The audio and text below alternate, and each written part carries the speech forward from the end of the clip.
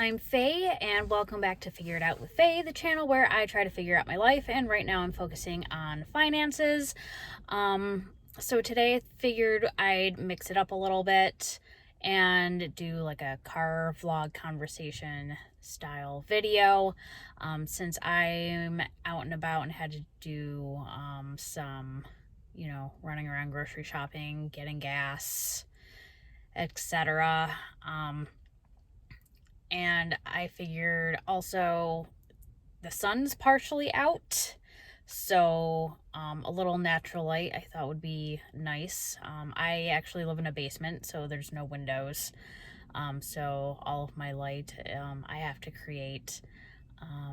Don't know if I mentioned this before, but yeah, we live in my in-laws' basement. During COVID, they asked us to move back in. They are on the older side, so they wanted someone in the house in case something happened. So we pay them rent and they refinish the basement, so we give them rent towards utilities and the loan to finish the basement. And yeah, it's working out. So I mean, it does save us a little bit of money. Our rent is a lot cheaper than what it would have been after we moved out of our apartment. They doubled our rent, so we were paying like $750 a month when we left.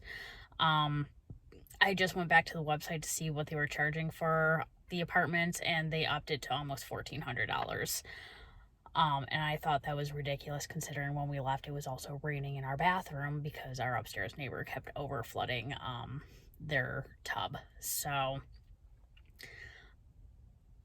yeah, pros and cons to this: a lot less privacy, but that also means that I don't like, filming around the house because, they're doing stuff, and my husband's always home, and I'm like, oh, it's just loud all the time. So I figured while I'm out and about, I'll just do like a car vlog. So this morning I went and did grocery shopping and then filled up my tank for the week. Yeah, this week was a little rough financially because I messed up. I miscalculated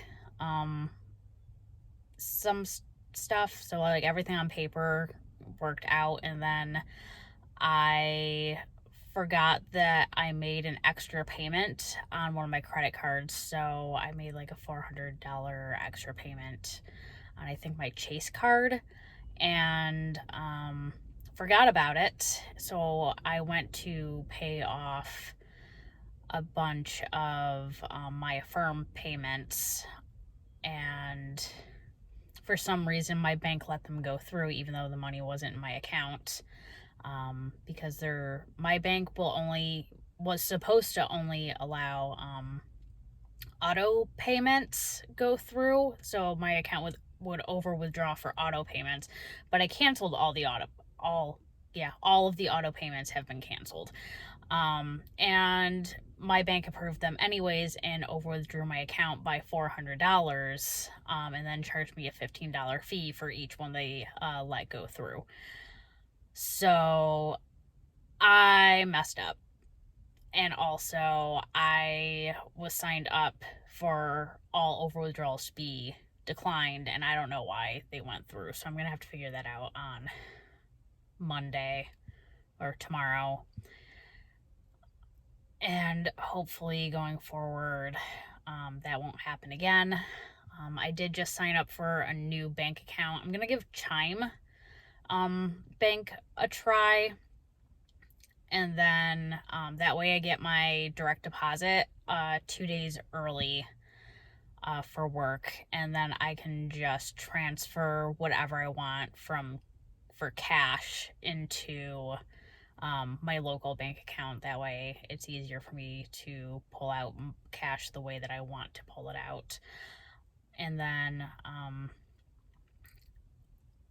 yeah, I guess with Chime they do not allow over withdrawals, which is nice because I must have paid thousands of dollars over the last 10 years or so in over withdrawal fees, and I'm like, if the money is not there, then just don't approve it. don't approve it. But I mean, that's how they get more money from you. So, but with Chime, there are no over withdrawal fees, and they will not approve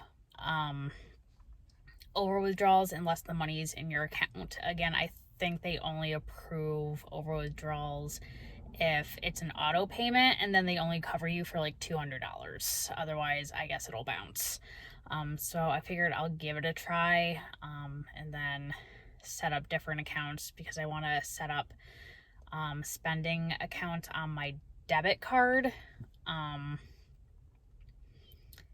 see how that works out. That way I can pull out the cash, set it aside, and then if I need to make a purchase, I can just put the cash back into my local bank account, because it's easy for me to put the cash back in from the ATM. And I guess we'll see if that works. But luckily I had the cash to cover the $400, so I just pulled all the cash from my cash wallets and everything that I had saved, and I had enough to cover that. And then I used the last of the cash that I had to buy groceries and fill up my tank with enough gas. So I used like my last $15 for gas, and that should get me through until payday on Friday. But my direct deposit's all messed up because my bank or my employer won't let me delete certain accounts to change to other accounts. So I'm pretty sure I'm going to end up with a check that'll be mailed to me on Saturday instead of direct deposit, which is fine. I can make it until Saturday. But yeah, it's just, I just need to be more careful about not over paying my debt. I mean, it's nice that, I have an extra $500 that I paid off. Well, nearly $500. But it also sucks that, I over withdrew my account doing it. But no, I'm just lucky this time that I had enough cash to cover it. So that's what's new. But now I have no cash left over for the week. Luckily for my Diet Mentor program, I can use my health savings account to cover that for this week. So yeah. So since this is also a different kind of video, I figured I'd also talk about some of the worst financial advice that has ever been given to me. And one thing that I've been thinking about a lot lately is when I was in high school, one of the guidance counselors, when we were all prepping to go to college, the one thing that someone said that just like keeps going through my head, and it was the worst thing anyone's ever said to me, was never rule out a school that you want to go to based on your inability to pay, because that's what student loans are for. So of course I'm just like, yep, I can go to this private school because I wanted to go there so bad, and just take out student loans to cover it. And I'm like, yeah, because as soon as I graduate, I'm gonna get like an awesome job in my field, and I'll be making oodles of money, and I'll be able to pay it back no problem. Of course, that's not how it turned out. I could not get a job in my field after I graduated, and I ended up just doing whatever I needed to do. Towards the end of college, I ended up working part-time at Tops. I was working part-time at Dollar Tree. And then I started working at my current company. And when I first started working there, I remember minimum wage was, I think, $7.25 an hour, and I was making $10.50. I'm like, yes, I made it. This is like my big girl job. And then, inflation kept happening, and then minimum wage kept going up, but then I wasn't getting paid more. So then I think I got like a cost of living increase, which increased me to $11.91 an hour. But minimum wage was like $10 an hour at that time. And I'm like, I can't afford my bills on that. So that's when I decided to go back to nursing school. So of course, when I was in nursing school, I put all of my student loans in deferment. So that just meant that they were collecting interest again, because I couldn't afford to pay on the student loans. And then also pay rent and all that stuff. And then I was trying to not take out more student loans, so I was paying as much as I could for school. And I just went back to community college, and looking back on, I wish I went to community college instead of, a 4-year private school, just to get, the basic courses under my belt and then transferred. It would have saved me so much money. And it just dawns on me that, that was the advice that I got. And I'm like, yep, I can pay back all of these student loans and it'll be fine. And the funny thing is, the college that I chose, I also had an $80,000 scholarship, and I still owe I still owe that for that school like $100,000. And that was with the $80,000 scholarship. And it baffles me. So hopefully, I can get my credit card debt paid off so I can start, making more payments towards my student loans, because I really want to knock out my private student loans as fast as I can, because it's too much. And then the other thing, I'm still working on getting my Etsy account back. It's been 2 weeks. No one has messaged me back.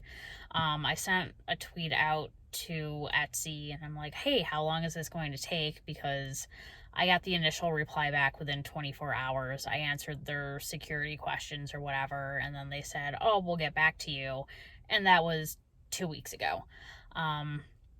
So, I do have more items that I want to post on my Etsy shop, and I know a few of you guys have been asking about the debt payoff sheets. Right now, I'm not sure where else I can post digital content to sell. But I don't know, it's just crazy that I've only had my store up for a week before it was suspended. And just because they said there was a suspicious login, and like no one gave me any notification about anything. So I'm gonna try reaching out to them again today and see if I get any answers back, and then I guess we'll take it from there. Because I did make a happy planner template, because I found I had like 3 different planners. Like I had my budget planner, and then my day-to-day planner, and then like my work planner, and then all of my like diet tracking stuff, and it was spread across like 3 or 4 planners. I'm like, I'm just gonna make a template for a planner that I like and that I think I'll use more. So hopefully I can show you guys that, and if I can get my Etsy back up, then I'd like to post that for sale if anyone's interested. And I'm still working on making envelopes. I've switched the design a little bit, so I can get more out of the paper designs, because I'm finding a lot of the paper designs that I like I can't buy more of, because they're not being sold anymore. So I'm trying to stretch out those designs as much as I can. And then, yeah, hopefully I hear back and I can start selling more on Etsy, and that'll be a nice little source of income. And then this week I do start covering extra caseloads for work, so that should give me about an extra $1,000 a month, hopefully.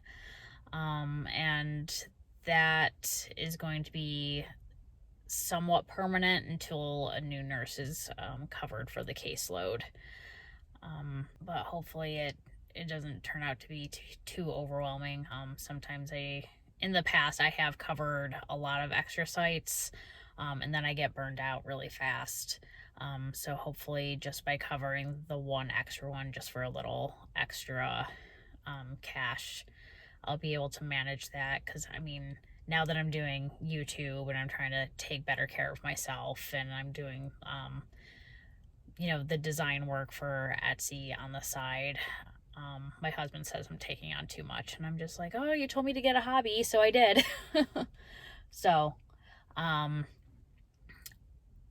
thanks everyone for tuning in for this week's video, and hopefully I will be back with another one in a couple of days. Please like and subscribe, and leave a comment below. Let me know what some of the worst financial advice you've ever been given is. I would love to know, like, some of the terrible things people have suggested, and how that worked out for you guys. So see you in the next video. Bye.